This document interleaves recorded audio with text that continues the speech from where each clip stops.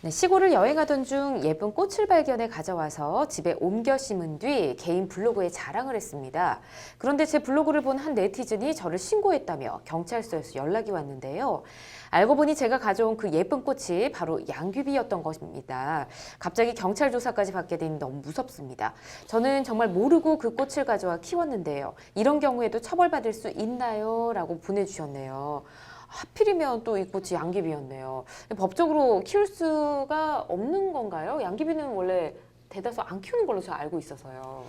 예, 그 양귀비에는 두 종류가 있어요. 그 마약 성분이 있는 양귀비가 있고 예. 없는 양귀비가 있거든요. 근데 마약 성분이 없는 관상용 양귀비를 이제 재배하는 건 괜찮은데 예. 마약 성분이 있는 양귀비 같은 경우에는 이제 마약류 관리에 관한 법률에 의하면 이제 화초 재배나 가축 치료 등 그 예. 목적을 불문하고 일단 형사처벌 대상이 된다라고 생각하시면 되겠습니다. 양귀비도 이제 종류가 여러 가지니까 네. 그렇군요. 알겠습니다. 근데 상담자분 같은 경우는 양귀비 꽃인 줄 모르고 가지고 왔거든요. 사실 이 꽃에 특별히 관심이 없는 사람은 이 꽃을 봐도 예쁘다라는 생각만 하지 이 양귀비인지 뭔지 어떻게 압니까? 저도 모르겠는데 이 경우도 불법 행위로 처벌을 받게 될까요? 일단은 이제 양귀비를 알고 모르느냐는 굉장히 중요합니다. 아, 그래요? 굉장히 중요합니다. 예. 왜냐하면 형사범죄는 고의범만을 처벌하는 게 원칙이고 예. 예외적으로 과실범을 처벌하거든요. 과실범 처벌 규정이 없으면 불가벌이에요. 예. 그런데 이제 지금 양귀비가 왜 인식이 중요하냐면 고의라는 것 자체가 인식과 의사를 구성 요소를 하거든요. 예. 어떤 대상이 범죄에 해당하는 것을 내가 인식을 하고 범죄에 해당함에도 불구하고 내가 이걸 하겠다. 범법 의사가 있어야 되는 건데 예. 지금 양귀비가 재배가 처벌 대상이라고 한다면 당연히 양귀비가 처벌 대상인 점 알고 있어야 되고 내가 키우는 게 양귀비여야 해서 이걸 알아야 되죠. 예. 그래야 내가 양귀비를 그렇죠. 키운 걸로 처벌을 받을 테니까. 예. 근데 양귀비인 걸 모르고 했다라고 하다면 구속성립권 고의가 탈락되기 때문에 네. 과실범 처벌 규정이 없는 이상은 처벌이 안 될 것 같아요. 근데 하지만 대부분 다 모른다고 얘기를 하거든요. 그렇죠. 수사기 가면 저는 몰랐어요. 법률을 몰랐어요. 근데 법률 부지만으로는 처벌이 안 되는 거 아니에요. 다 처벌 예. 받는 거고요. 예. 이렇게 고의범은 사람이 내심의 의사이잖아요. 그래서 신이 아닌 이상은 내심에서 알 수는 없는 것이거든요. 그래서 예.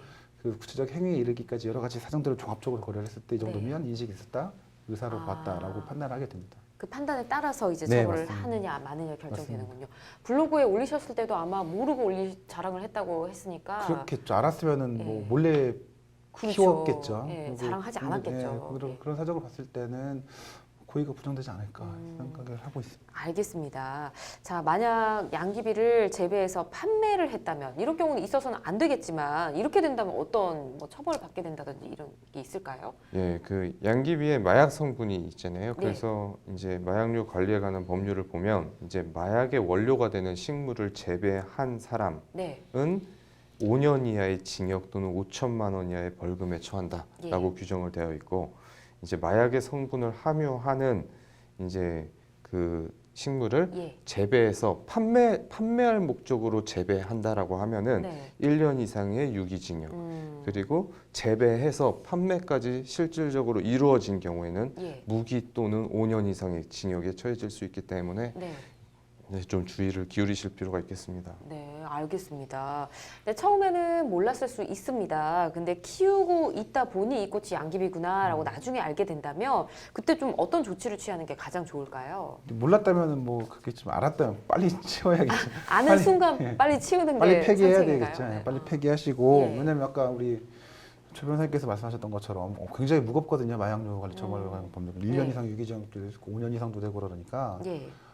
알았다면 빨리 폐기하셔야겠죠. 아, 빨리 그냥 없애면 된다. 네. 알겠습니다. 요즘 보니까요, 이 양귀비뿐만 아니라 대마 쿠키, 뭐 대마 초콜릿, 이 색다른 형태로 마약류를 밀반입하는 사람도 굉장히 많다고 합니다. 적발이 되게 되면 당연히 처벌받겠죠? 예, 그럼요. 예. 그 형태가 뭔지가 중요한 게 아니라 결국에 마약류로 분류되는 성분을 함유하고 있는 거 아닌가 그게 중요한 거거든요. 예. 그래서 이거를 밀반입한다라고 한다면 무기 또는 5년 이상의 징역 상당히 처벌이 강하니까 그런 일은 가급적 없애야 되겠죠. 네. 알겠습니다. 그리고 여행을 많이 하시지 않습니까?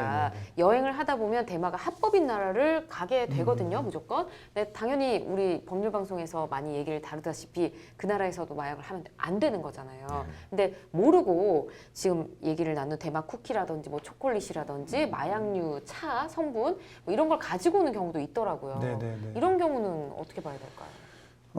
일단은 그 형법의 적용 범위를 좀 설명을 드리면 예. 속인주의와 속지주의라는 게 있어요. 예. 속인 사람에게 속한다. 법이 사람을 따라간다. 예. 속지 나라의 안에서 그 장소적 제한법에 따라간다는 얘기인데 예. 원칙적으로 대한민국 국민은 속인주의라 그래가지고 예. 어딜 가더라도 대한민국 형법을 적용받습니다. 우리나라에 있을 뿐만 아니라 네. 해외에 가든 어딜 가든 우리나라 형법 적용 대상이 되는 거거든요. 예. 그래서 그 나라가 처벌 안 한다 그래가지고 내가 가서 했다고 한다면 그 나라 법은 처벌 안 받겠지만 우리나라 법에 따라서 거기서 한 행위가 처벌을 받습니다. 그렇죠. 예. 당연히 이거는 일반입 같은 경우도 자기는 그 나라에서는 합법이니까 갖고 왔다고 하지만 엄연히 이건 반입을 한 거거든요. 예. 그리고 인식도 다 있다라고 봐야 예. 되는 거기 때문에 모르고 가지고 온 거는 어떨까요? 모르고 가졌다는 게 예, 뭐 예를 들어서 뭐 마약 성분이 들어있는 차였는데 정말 유명한 차를 그거는 모르고 마찬가지로 가져왔다. 아까 제가 처음에 말씀드렸던 것처럼 예. 인식의 문제가 되겠죠. 네. 이게 그냥 이게 초콜릿인 줄 알았는데 들어왔더니 마약이더라. 네. 나도 모른 거잖아요. 예. 그래서 그런 경우까지는 고의가 인정되는지 여부가 가장 큰 쟁점이 되겠죠. 아, 그때도 고의성을 따지는군요. 네. 그럼 알게 된 순간 다 이렇게 처분을 하면 괜찮은 거네요. 처분을 한다는 건 뭐 버린다든지. 그렇죠, 그렇죠. 그리고 빨리 처분하셔. 제가 뭐 가지고 있어서 뭐 나눠주시라고 말씀 못 드리겠고. 그 절대 나눠주면 안 되죠. 이게 또 범법행위가 될 수 있는 거잖아요. 네, 맞습니다. 네, 알겠습니다.